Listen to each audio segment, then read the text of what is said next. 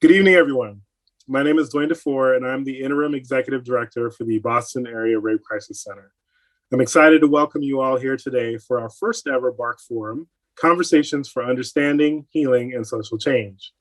The new event series hosted by BARCC will explore the topics of sexual violence within the intersection of other major social issues such as race, gender, immigration, economic stability, mental health, etc. As always, we aim to center survivor voices in these conversations and honor their lived experience. Conversations like these are important to me on a personal and professional level. Early in my career, I actually worked as a medical advocate, and I also did hotline work, and I saw firsthand the impact sexual violence has on all aspects of our lives.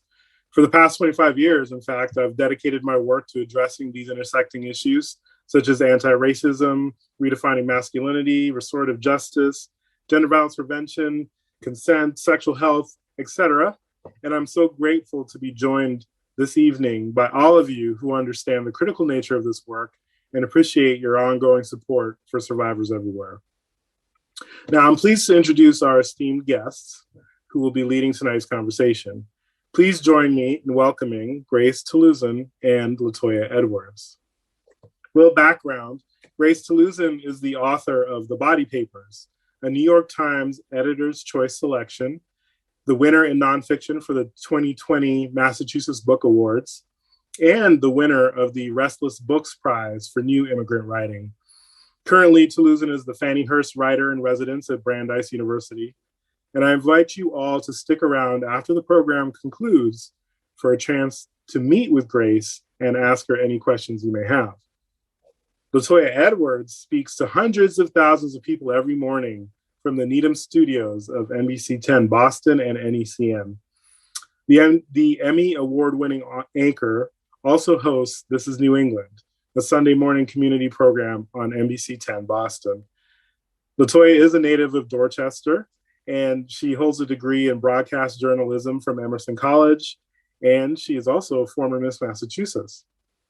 She began her career as a news writer for WBZ 1030 AM radio before moving to broadcast television, and she joined NBC 10 Boston NECM in 2005.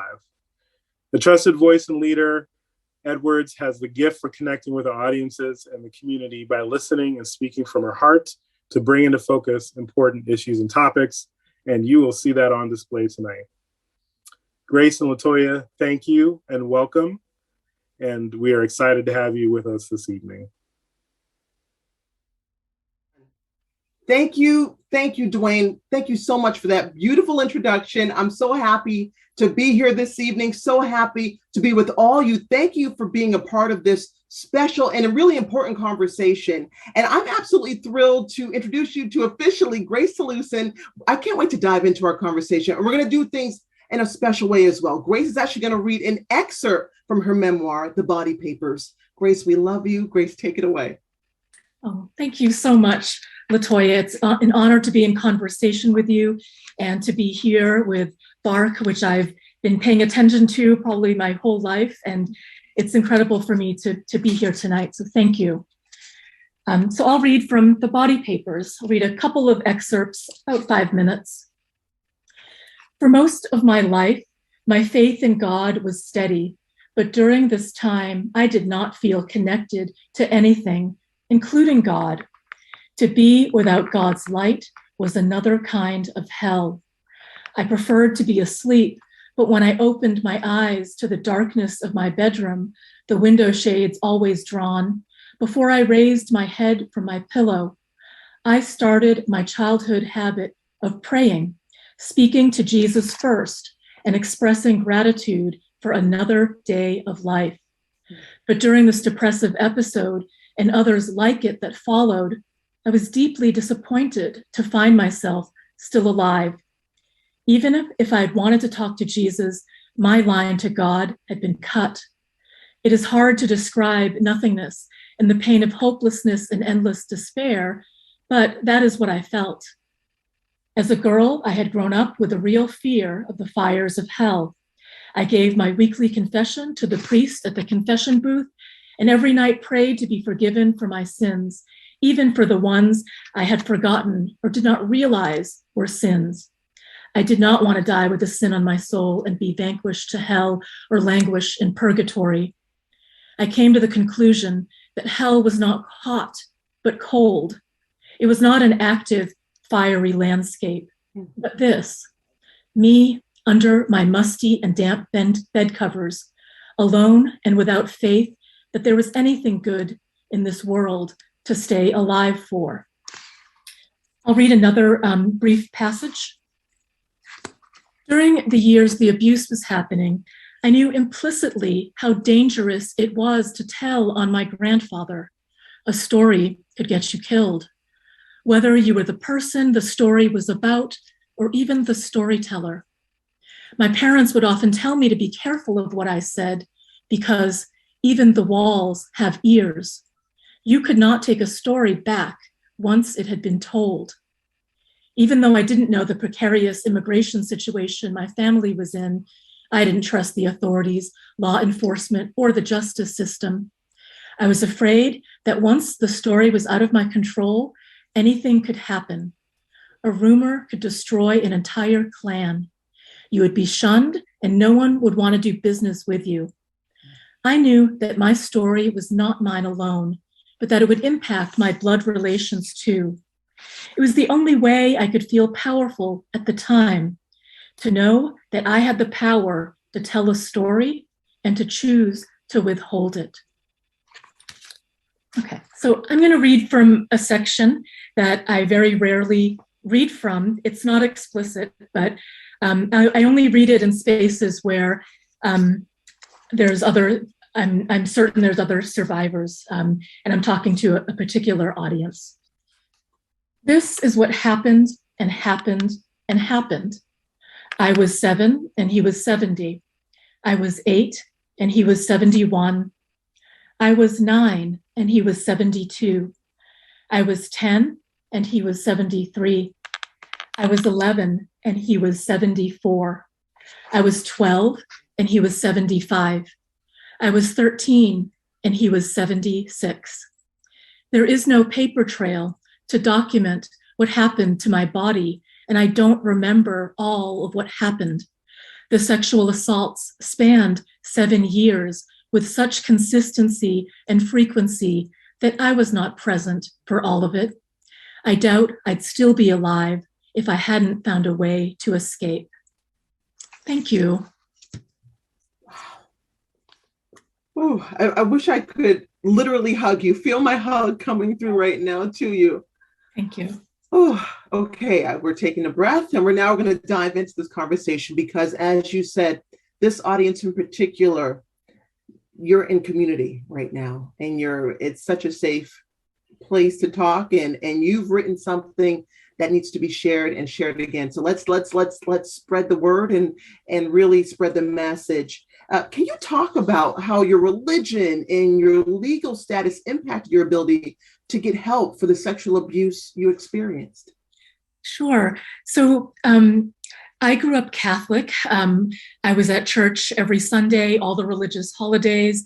There was even a time early in my childhood where I would go to confession on Saturdays in order to be eligible to take communion on Sundays.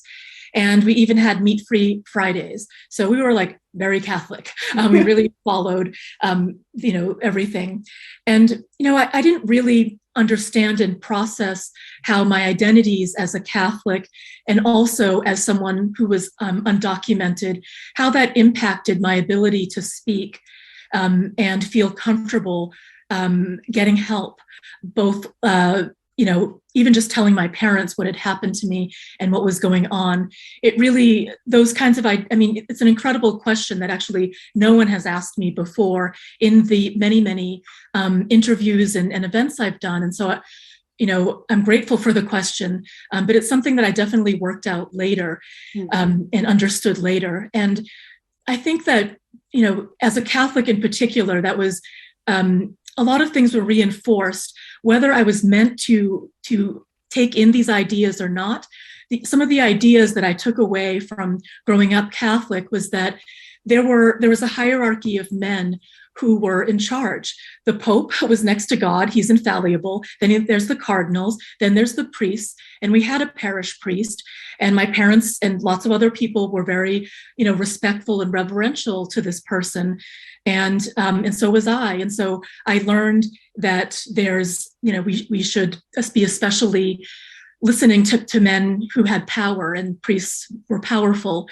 And, I listened to the lessons that he taught me that were taught throughout the Catholic Church about honoring your mother and father. I also learned about suffering. And whether I'm supposed to learn this or not, in my brain, I just thought, I'm meant to suffer. And the suffering that I experience is actually for good. Like I can, dedicate my suffering to the souls in purgatory. Like I made up a whole story in my head about why it was okay for me as a child to suffer. So, I'm not saying all Catholics take this away from their experiences, but it's what I had put together. And so it was a way of helping me endure what was happening. I'm a storyteller, I write, and I think that we use narrative to cope. And sometimes the narrative is not correct, it's messed up, but it's a way that we cope. And so I think that's how Catholicism impacted me and my ability to tell. And in terms of being undocumented, I found out later about the time that I told my parents. And it also had another silencing aspect because I was really afraid of anybody finding out. We did not go to the police. We did not pursue anything legal because we were afraid to interface with the legal system. Because if they found out about this, then of course they would find out about our legal status, and that would put my entire family in jeopardy. Mm-hmm. So I really felt a lot of weight on me, not only from the abuse, but from structural and societal impacts as well. I mean, I'm sitting here and I have so many questions for you. Believe me, a long list here, Grace. But I'm going to veer off the list a little bit because hindsight is 20/20. But when I think about the relationship that you had with your family and the responsibility that you carried at such a young age, how about the apologies? How about it's hard because your parents just wanted, your family wanted to keep you here and keep you safe, and in their mind, keep you in this country is better than enduring. I get it, especially protecting the fact that you were not, your legal status was not solid. So the apologies, and how does that go right now? Because there has to be a feeling inside of you, even if it's not been voiced, that you need that apology, you need that sorry from somebody. Yeah. I'll talk about my immediate family, but then also there's other ways. Like if we can't get what we need from the people around us or the people that we want it from, I think we should seek it from the places we can.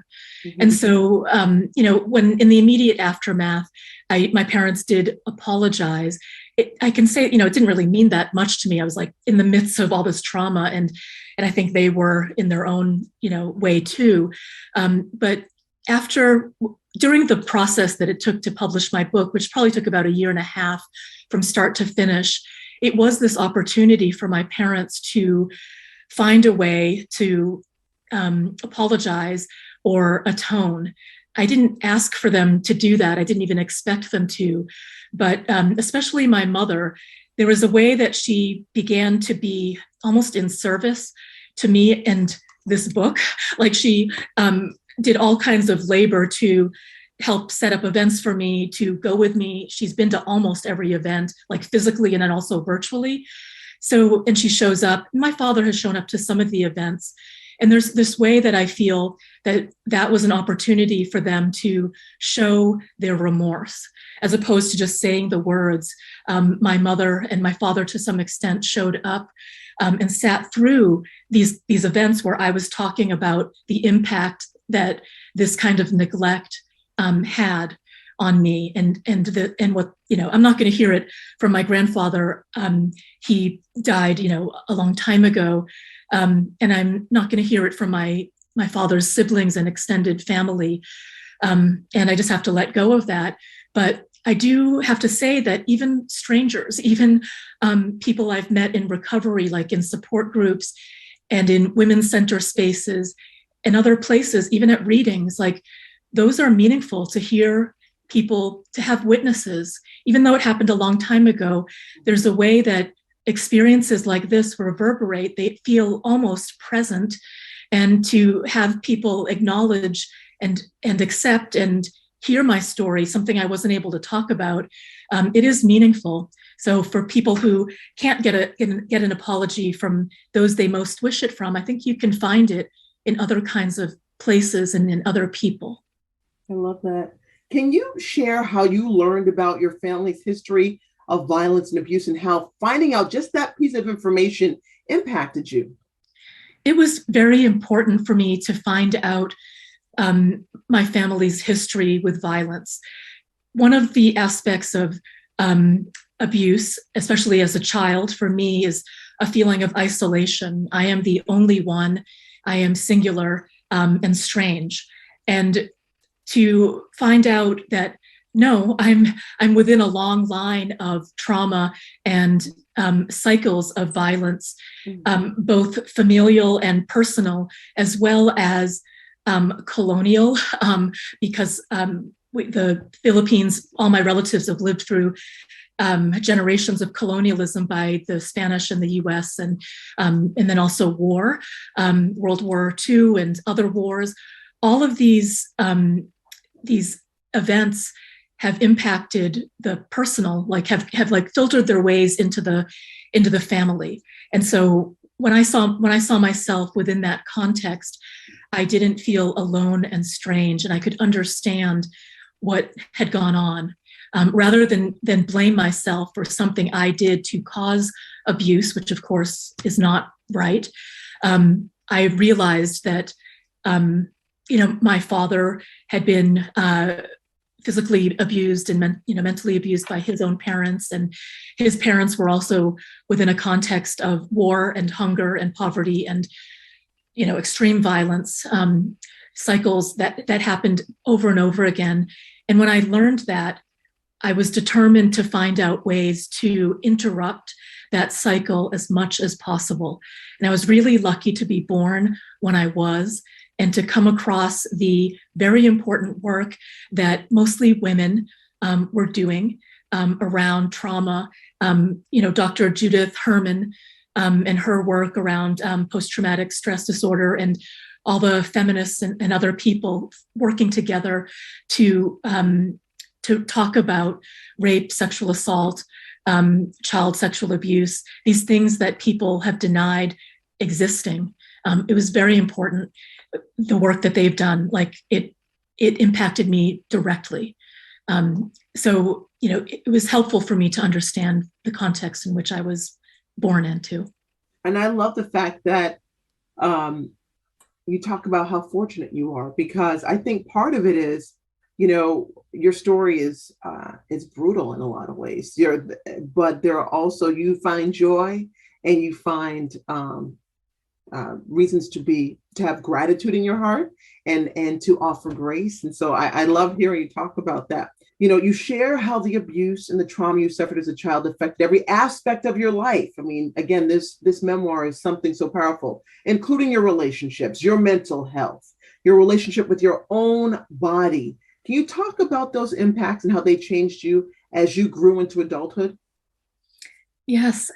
It explained, once I started doing more reflective work on what had happened to me, and reading about trauma and talking with other survivors and being in community with all kinds of people, I understood why I was thinking and acting the ways that I was.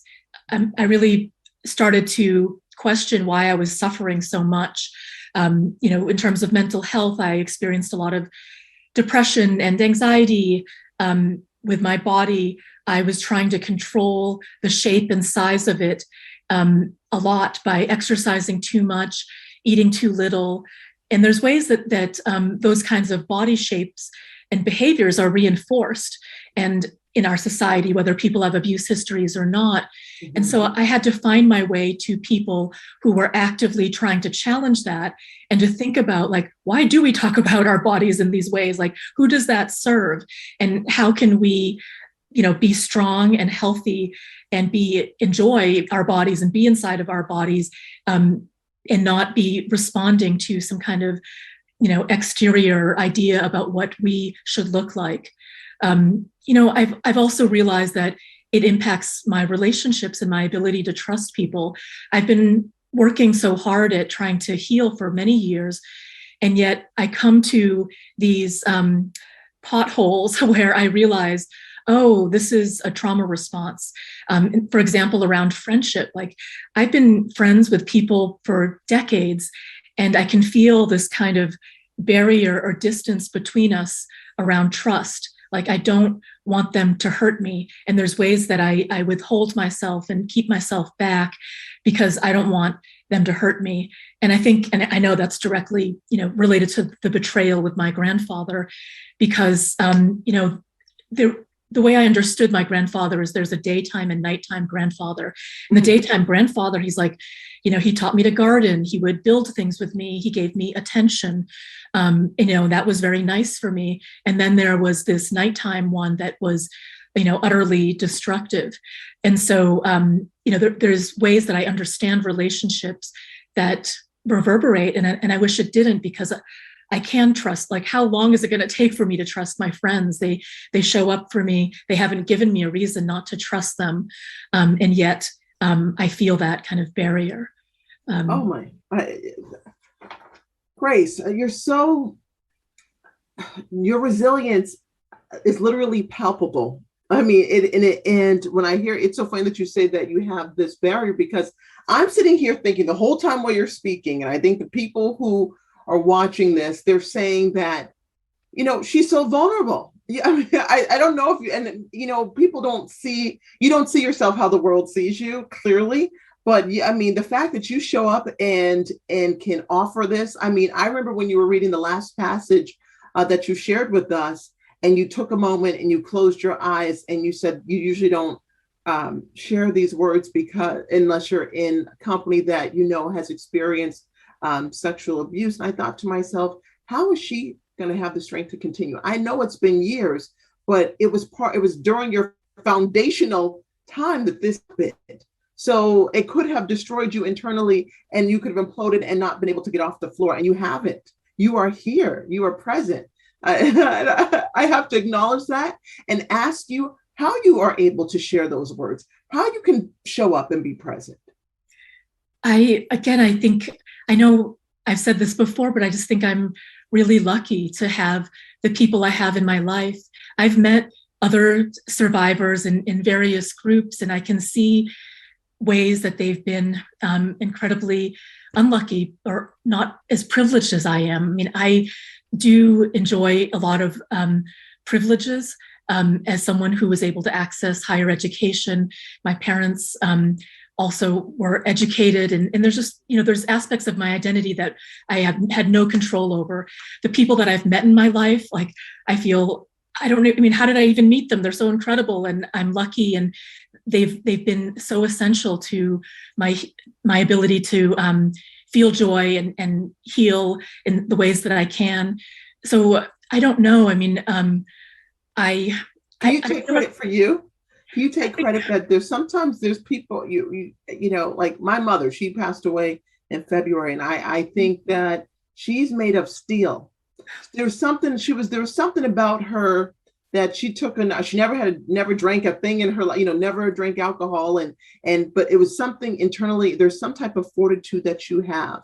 And so can you receive that message as well, that there's something about you? I can. When I was thinking about speaking with you today, I was remembering who I was before it happened. Like, started happening when I was 7.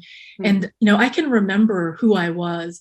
And I think my life is like always trying to get back to that person of who I was. Because I think that's who I was. Like, when I was born and I came out, and people, when I meet people who knew me before I was 7, relatives who I haven't seen since I was a child, the person that they would reflect back and describe to me, it's like, oh yeah, I kind of remember that person who I was back before things happened. And I'm really, I'm a writer. So I'm in a creative field, and that is actually like being like a child, I think, is part of what is helpful for me as a creative person, trying to get back to that place where I'm not afraid to speak and say what I think about the world and to make things and write stories. And so I'm constantly like trying to be back in relationship with that self before age 7.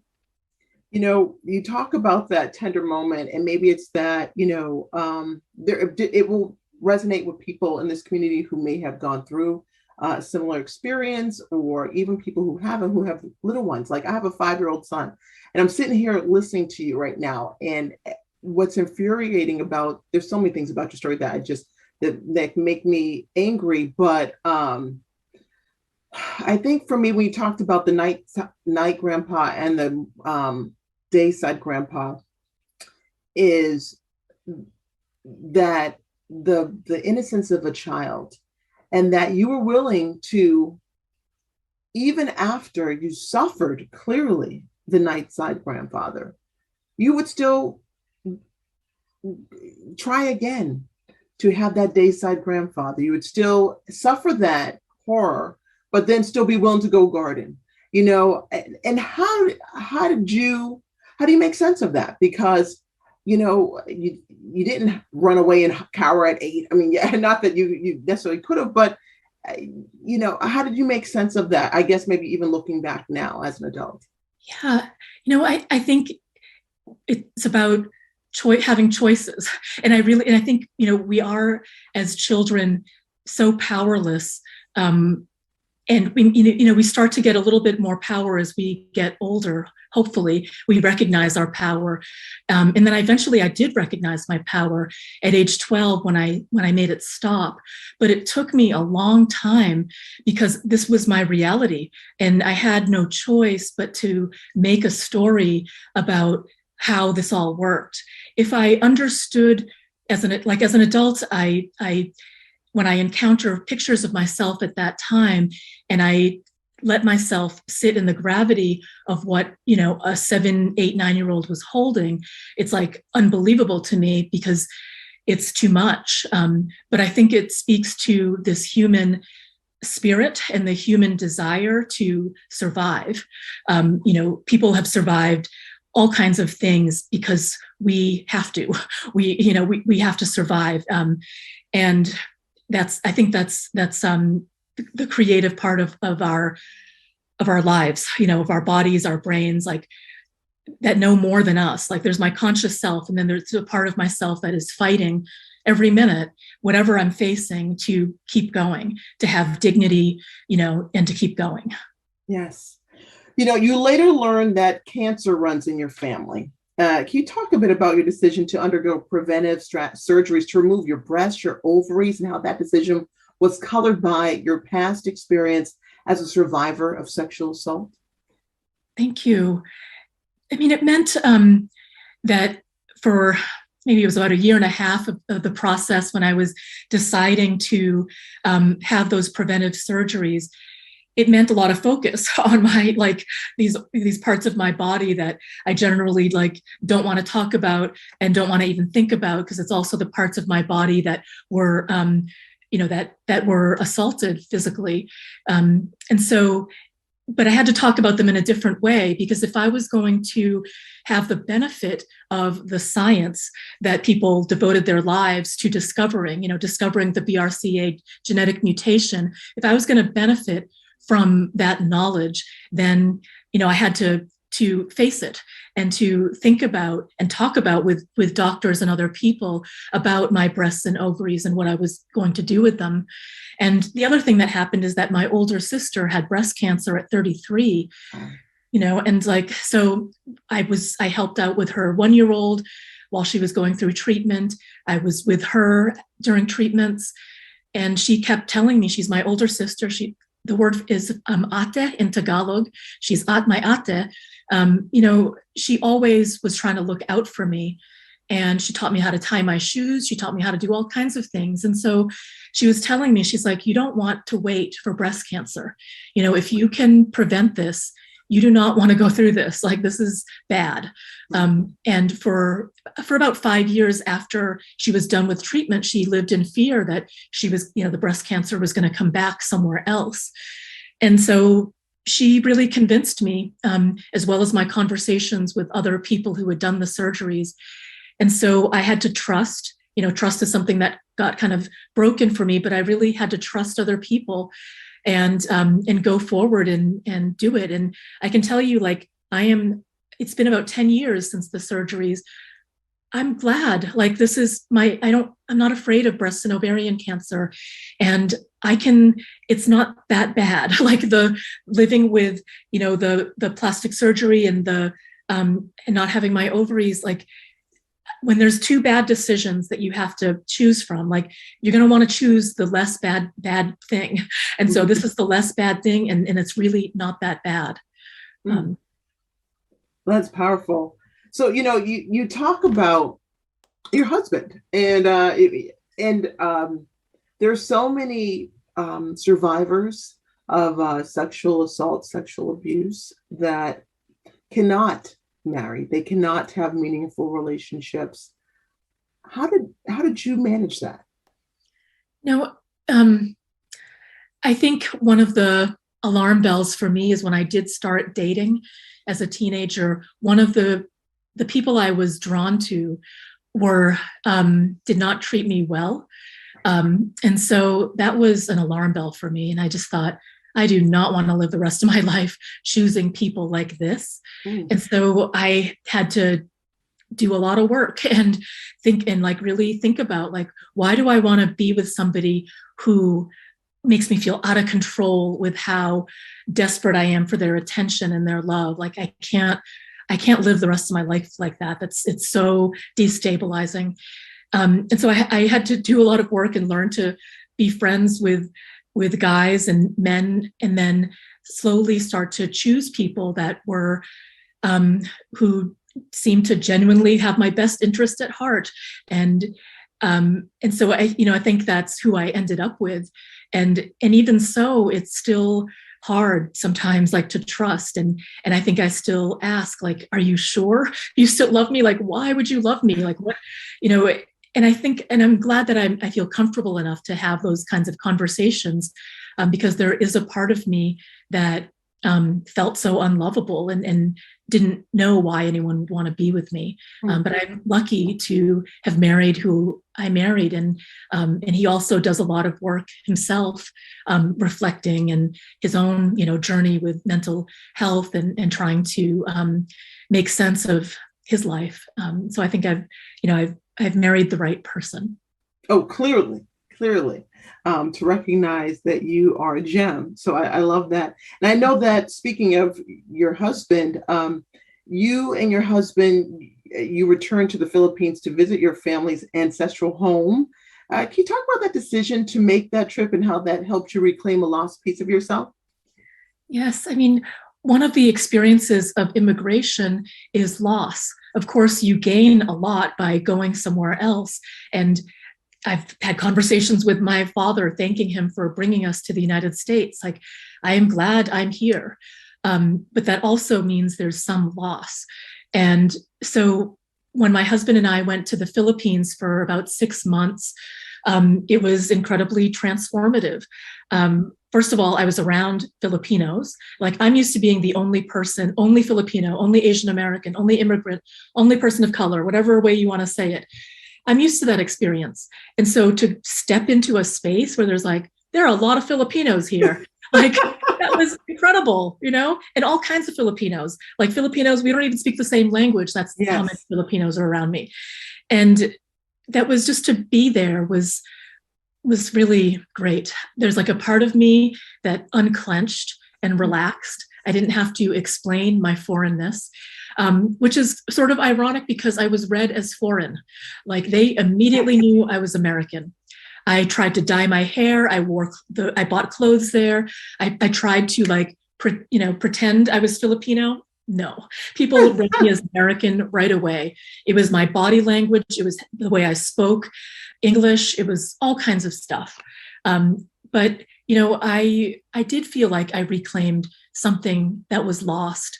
And it was an experience of being at home. And we ate the food, the particular kind of tropical sun made my skin a certain color.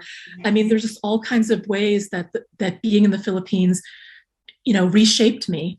But also I never felt so American. It's this very complicated experience where I never was American as I was until I was in the Philippines in another country.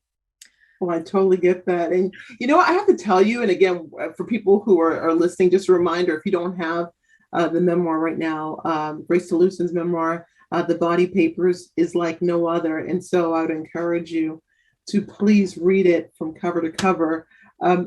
Let's dive in. Let's go a higher theme a little bit here. How has COVID-19, in your mind, exacerbated the impact of trauma around sexual violence, mental health, especially within the intersection of race, economic justice, and identity? Thank you. The Filipino American community has been disproportionately impacted by COVID-19. I believe Filipino nurses have died at a huge rate, much higher than other populations. And so this, my community in particular has been impacted, but more generally around trauma and these, factors of race and economic justice and identity.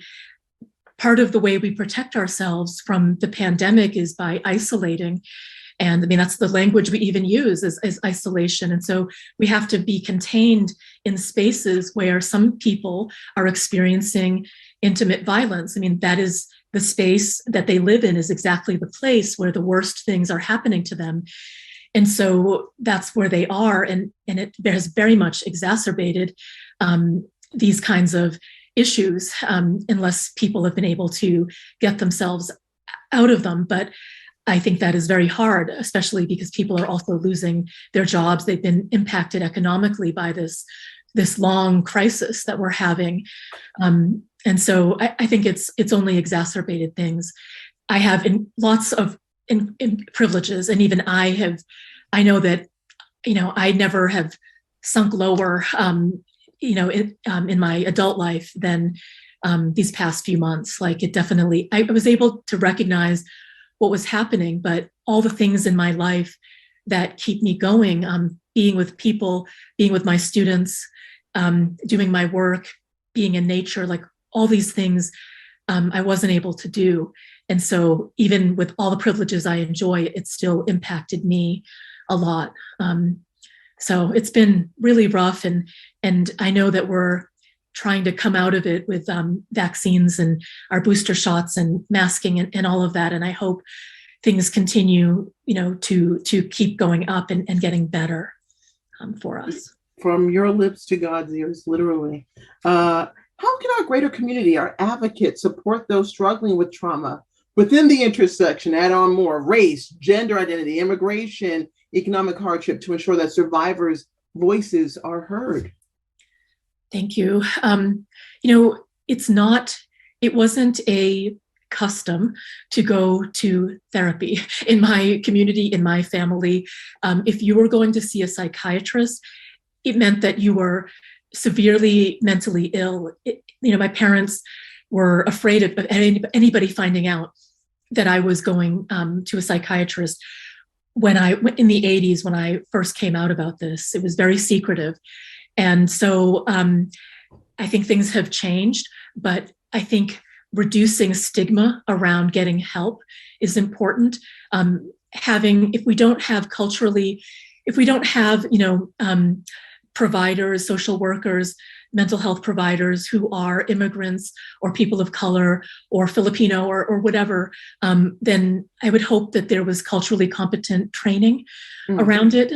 Sometimes I've heard things that if I wasn't really motivated to continue with therapy, I might have stopped, because the way that some providers interpreted my family and interpreted decisions we made and who we were, they just didn't understand, I'm not going to cut my family off, like unless they were doing big things that were very, very harmful. Like I do want a relationship. It is important for me to stay connected to my family.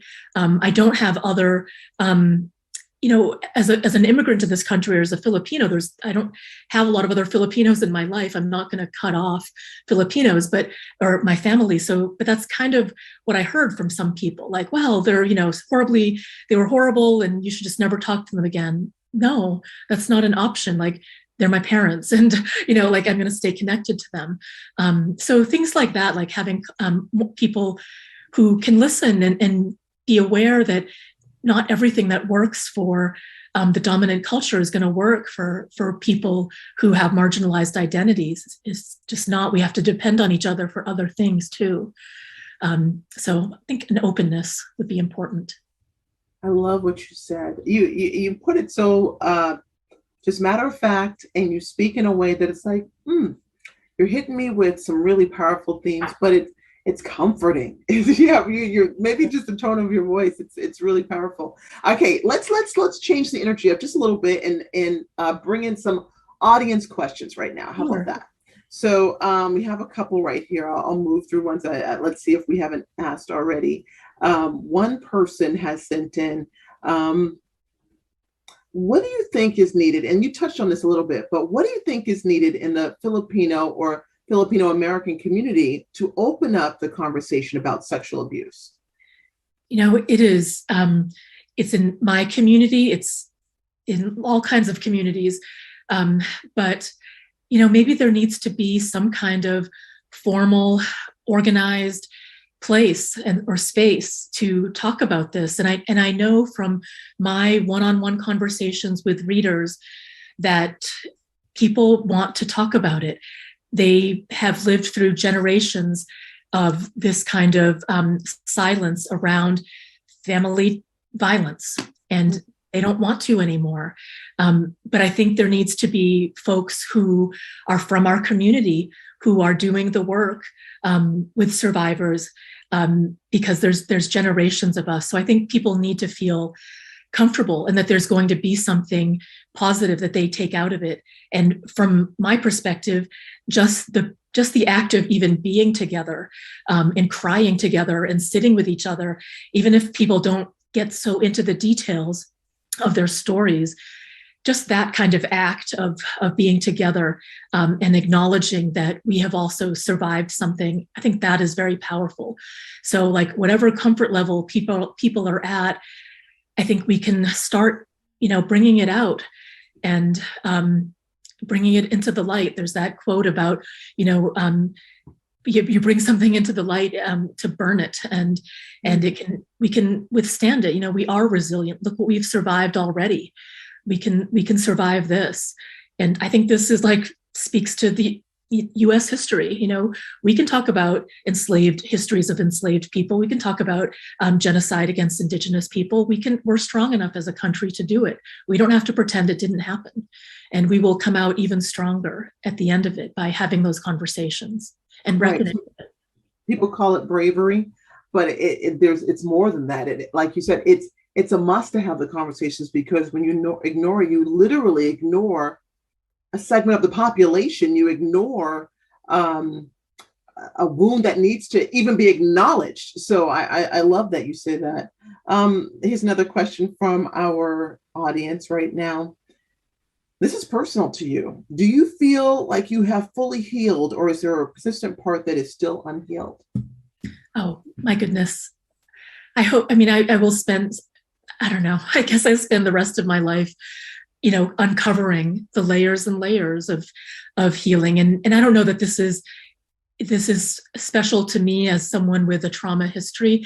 I think if you want to live a examined life and to understand your place in it and try to do the most good as possible, I think you continue to examine those layers throughout your life. It's an approach to life. No, I think I've healed in ways that were possible, in some big ways. I have a lifetime's worth of work to do to continue this, examining myself and trying to improve and be better in all kinds of ways. You know, Grace, when I was thinking about your memoir, The Body Papers, number one, first and foremost, where'd you get that title from? My friend Joanne Diaz, which I think is like so important to surround yourself with good people, because she gave me that title. And what did it mean specifically to her, to you? Well, she's a poet, and so she sees the world in a different way than I did. And she saw my entire book. She's read almost everything I've ever published. And she's the one who had the idea. She's like, I was complaining about not having published a book yet, and she had published 3 by then. And she said, you know, what are you talking about? Like, look at all your published work. And she said, if you put it all together in this particular way, you know, and you call it The Body Papers, and you put some documents and some photographs in between, you have this body of work that's also, you know, The Body Papers describes also like what the project of the book is like thinking about our bodies and the ways that they're informed by, you know, documentation and by all the ways that we interact with policies and the ways we live that. And so she could see it before I could, which I'm grateful for. Well, and what an achievement. But did you feel like when you went back, when you literally went there and went back to your darkest or deepest memory, was it just like ripping off the Band-Aid, you know, re-injuring the wound? I mean, like, as you started to dredge up and really experience it, because you have to mentally, physically almost go there, what was that process like? Yeah, you know, I think someone described it as, I think the word is, I can't think of the medical word, but it's like, it's the idea of like cleaning an infection. I think it's called deriding or whatever, but it was like another way of cleaning and cleaning more deeply into the wound. And because I have enough experience of myself at this point, and I know myself, I set up support. Like I knew I was going to have to revise certain parts of the book and rewrite them, which meant going back into that place. And so I put scaffolding in. I know I need my therapist. I need my support groups. I need my friends. I need my husband. I need to see my family and the people I love and cook with them and like do all like I put everything in place so that when it was time for me to do that difficult work, I had all of these resources available to me to do. Even as little as like, there's this lavender biscuit that I really like at this bakery down the street. So I was writing a part of the book. I was crying the whole time I was writing, but I told myself, I'm like, okay, I'm going to finish 2 hours. And after this, I'm going to go sit in that cafe and I'm going to eat a lavender biscuit. Like that is what I'm going to do. And so it didn't feel like I was hurting myself. It felt like I was arming myself with the access to the love and resources that I needed to get myself across the finish line of the book, finishing it. Because I can tell you, like, there's many times where I did not have, even when after I signed the contract, I could not imagine my book being in the world. It was too scary. I almost gave up. I'm sure I drove my editor crazy with my, delays, and I just couldn't do it a lot of times. I couldn't do the work. And, it was stunning to me when I finally held this book in my hands, because I just didn't believe it was going to happen. Yeah. And thank you for, again, answering all these questions. I mean, these are not easy questions. The fact that you have an answer for each one is, I mean, you're brilliant. So back to our audience questions as we wind down this conversation. Here's an interesting one. In terms of missing white girl syndrome, and again, this is from our audience member, how can we as a community support survivors of color as it relates to disproportionate media attention, and what kind of mental health related actions should be taken in terms of response to sexual violence and domestic violence police calls? So you can take a piece of that or all of it. Do you want me to say it again? No, okay. It's a very specific question, and it's complicated because I think there's so many things to talk about. One is, this thing about missing white girl syndrome, I think is how it was phrased. I mean, we should care about every single missing girl or missing person. But the fact that we see a disproportionate attention to some populations more than others, that should cause us pause right away. But that speaks to something deeper. We have to investigate our internal racism or our own white supremacy within us and how that plays out in reporting. Why is that? So the fact that there's a term for it already is hopeful to me, because maybe we can start to do some work around it if we know there's a disparity there. That's one. We have to do a ton of work around racism.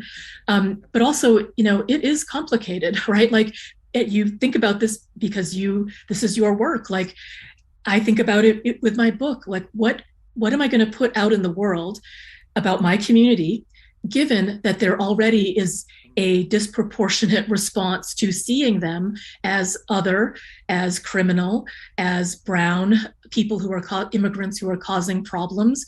I had to really think carefully about how I was going to tell these stories, because not all Filipino grandfathers are like my grandfather, right? But if we don't have enough stories about Filipino grandfathers in books, then guess what? My book stands as a kind of representation, which is not what it should be at all.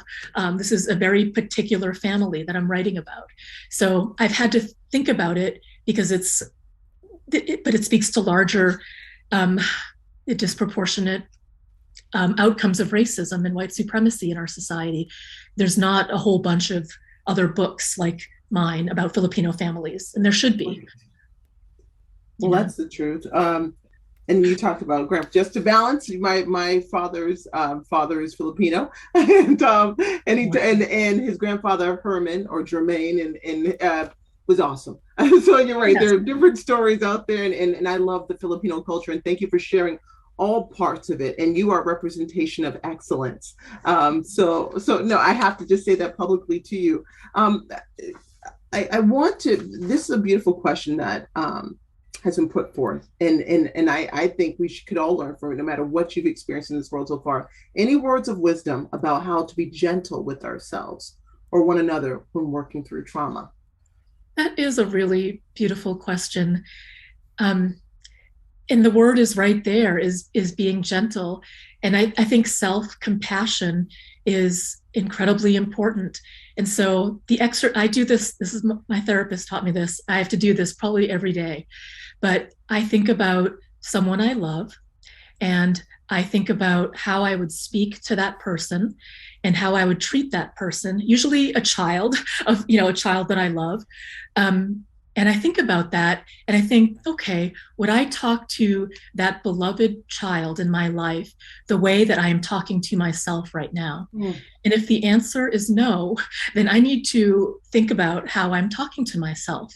It hurts me. It doesn't help me to yell and berate at myself like, oh, why didn't you do this? Or why did you forget that again? You're so, everyone has their own tape that's running in their head about all the things that they do wrong. But what if we can, as a habit, switch that over and like, how would I talk to a beloved child? And to begin to talk to our own selves in that way. And if we make it a habit, perhaps, we'll be gentle with ourselves. And I do believe it'll reverberate to other people because we'll see that beloved child in a stranger. Someone annoyed us, they cut us off in traffic, whatever it is, but maybe we can pause for a moment and have the response that like they are also dealing with something in their life and it annoyed us, but they're also human. And so let's try to recognize that humanity in each other as opposed to thinking of the worst possible, interpretation of that moment.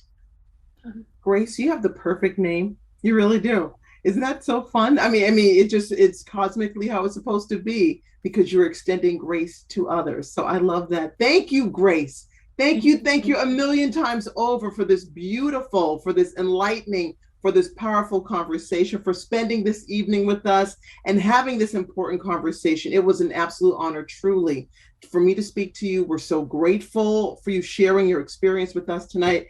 And the book is called Everybody, The Body Papers. You can visit the BARCC Forum website to learn more about it and to purchase it. Yes, there it is, the body papers.